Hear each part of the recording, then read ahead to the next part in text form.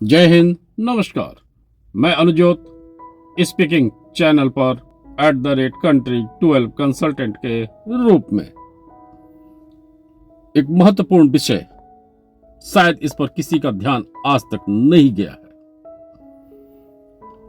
चुनाव के बाद, चुनाव के रिजल्ट में या चुनाव के बाद एग्जिट पोल में जाति परसेंटेज वोट शेयर बताना एक नियमित प्रक्रिया है, पर यही जाति परसेंटेज कई अन्य जगहों पर न बताना क्या भारत में बढ़ता सामाजिक खाई है? क्या यही देश का दीमक भी है?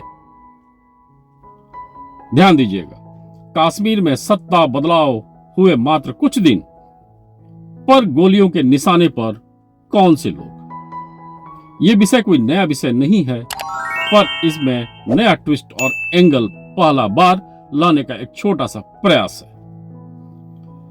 कश्मीर चुनाव, कोई भी लोकसभा चुनाव, कोई भी विधानसभा चुनाव में vote percentage, vote share, media का एग्जिट पोल, एक्सपर्ट ओपिनियन का एंगल भी 90% राजनीतिक दलों के साथ अघोषित रूप से कश्मीर ही नहीं, देश के अंदर भी अनगिनत खतरों को बढ़ाने में महत्वपूर्ण भूमिका निभाता रहा है।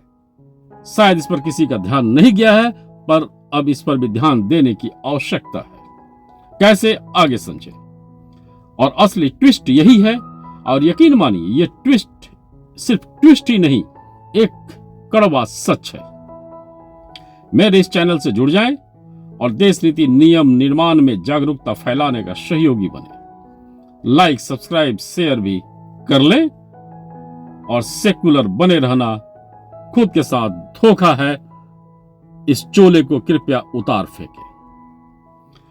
अहिंसक आजादी के काले साये में लाखों लोगों का बलि, अहिंसक आजादी के काले साये में लाखों लोगों का बलि, करोड़ों का संपत्ति स्वाहा करने वाले लोगों का मन और पेट विध्वंसक आजादी के बाद भी शायद नहीं भरा था।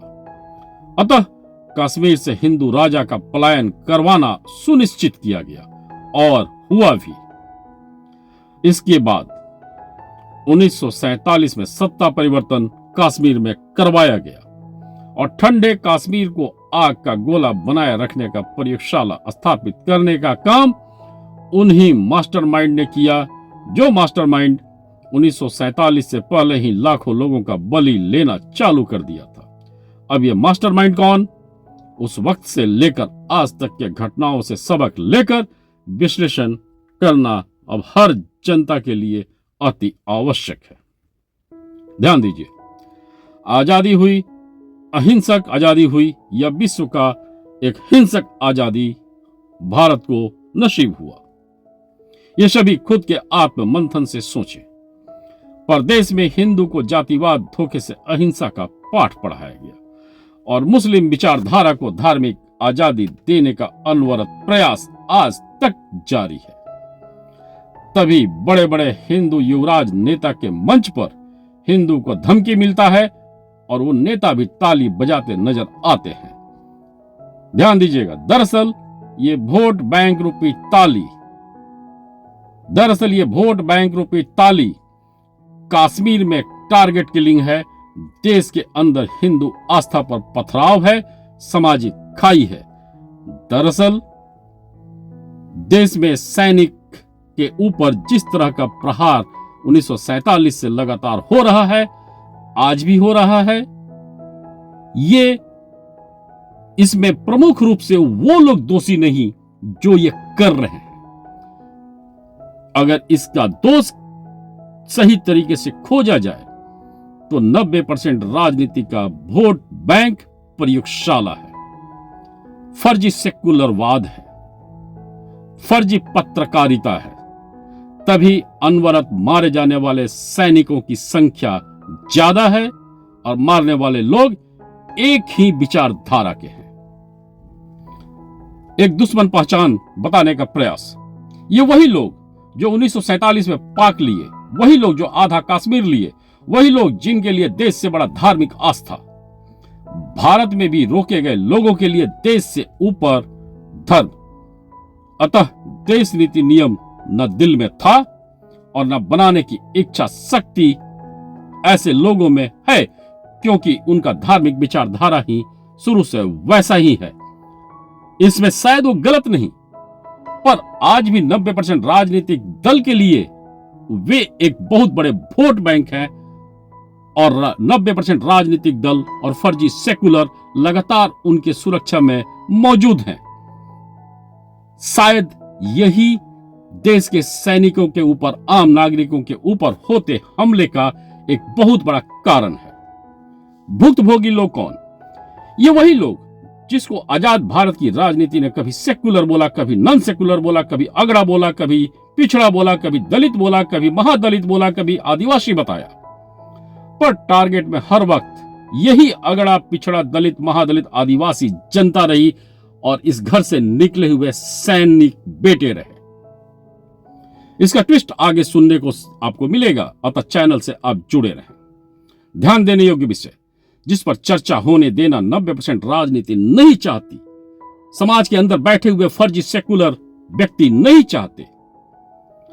मारने वाले लोग, ध्यान दीजिए, मारने वाले लोग एक ही विचारधारा से, पर भारत की 90% राजनीति फर्जी सेकुलर लोग आज तक इसका पहचान नहीं कर सके और लगातार उलझुल बातों से सबका ध्यान भटकाने का कोशिश करते हैं। मरने वाले लोग हिंदू विचारधारा से, पर 90% राजनीति न कश्मीर में कभी पहचाना और न ही देश के अंदर कभी उसका पहचान किया और न होने देने का प्रयास करवाया।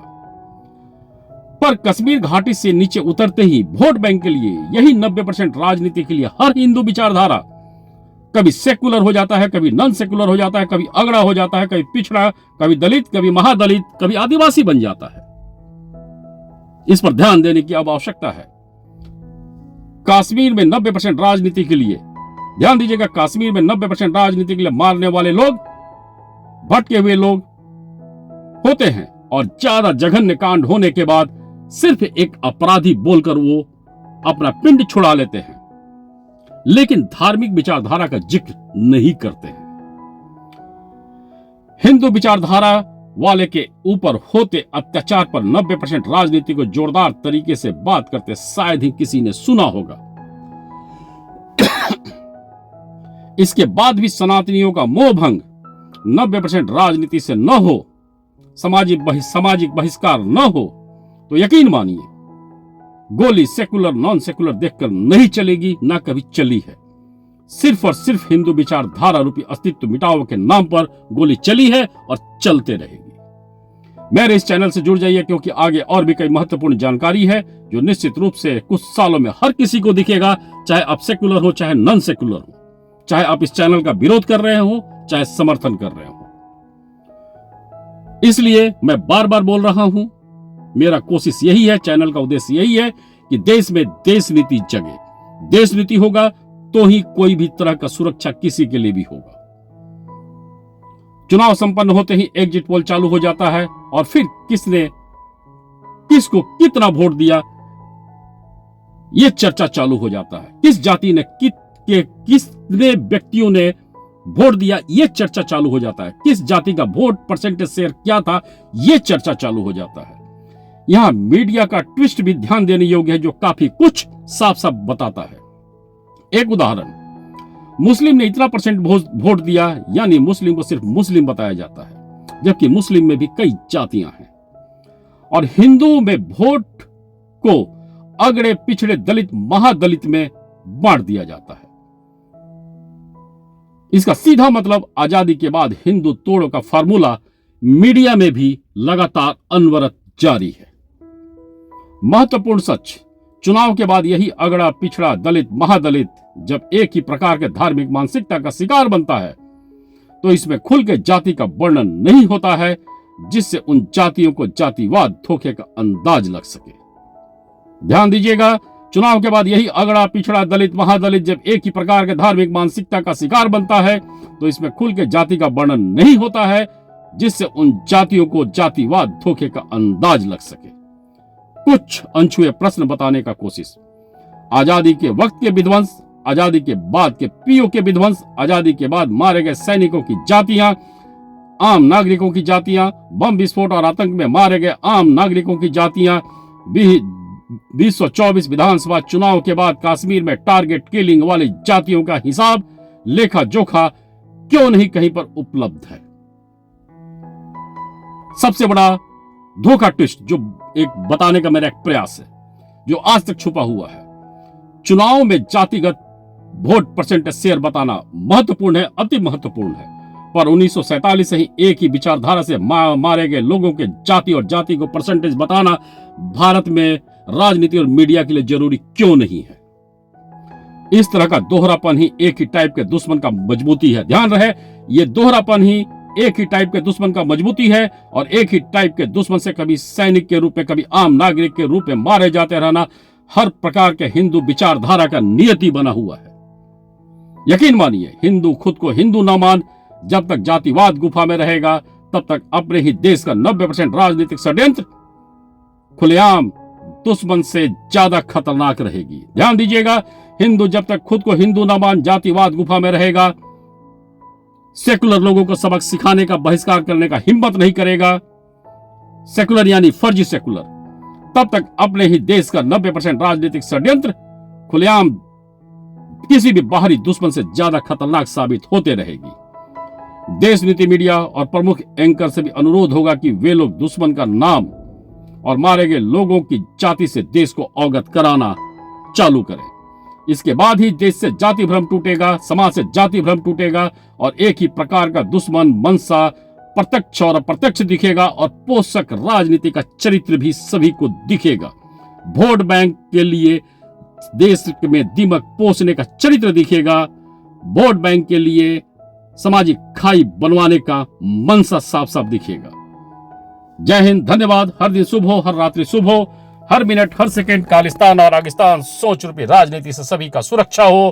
पुनः जय हिंद, धन्यवाद। Happy Dhanteras, happy Diwali.